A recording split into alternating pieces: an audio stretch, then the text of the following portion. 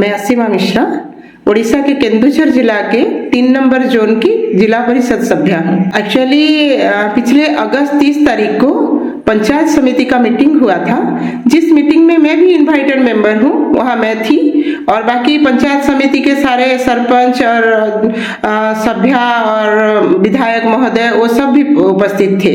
जब वहाँ मीटिंग शुरू हुआ, मीटिंग शुरू में मैं ये जानना चाही कि पहले जो मीटिंग हुआ था उसमें वहाँ बहुत सारे कंप्लेंट्स, स्थानीय स्तर के बहुत सारे प्रॉब्लम सब बताए थे, सरपंच बताए थे और समिति सभ्य भी बताए थे। हम लोग भी कुछ ऐसे रखे थे कि ये काम होना चाहिए, उसके बारे में मैं जानना चाहिए कि कितना काम हुआ है। मैं ये ब्लॉक के जीपीओ होते हैं उनको मैं पूछी थी, पर उनको जब मैं ऑपोजिशन से आई हूँ इसीलिए शायद उनको ये हजम नहीं हुआ। और विधायक महोदय उस समय ऐसे लैंग्वेज का बोलना मुझे शुरू किया, तुम कौन हो, क्यों बोलोगे, तुम्हारे बोलने के अधिकार यहाँ नहीं है, यहाँ से बाहर निकलो तुम।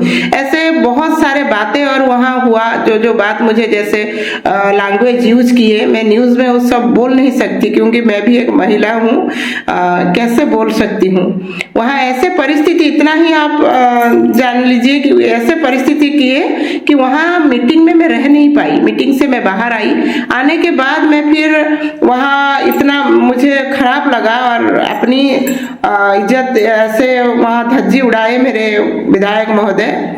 वहाँ थाना अधिकारी के पास गई, आनंदपुर थाना में, वहाँ एफआईआर में दी, वो एफआईआर रखे ही नहीं। एफआईआर वो जब नहीं रखे फिर मैं कलेक्टर के पास गई, यहाँ की एसपी के पास भी गई। उनके वहाँ से जब मैं एसपी कलेक्टर इन लोगों से जब हरास हुई, उसके बाद मैं डीजी के पास भी गई, माननीय डीजी महोदय के पास भी गई। वहाँ से भी मुझे न्याय कुछ नहीं मिला।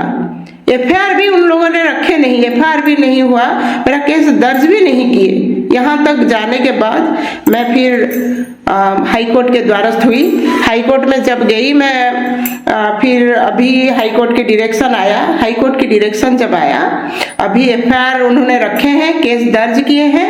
एक्चुअली उड़ीसा में आईन व्यवस्था बहुत खराब है, यहाँ किसी लोगों को न्याय मिलने वाला नहीं है।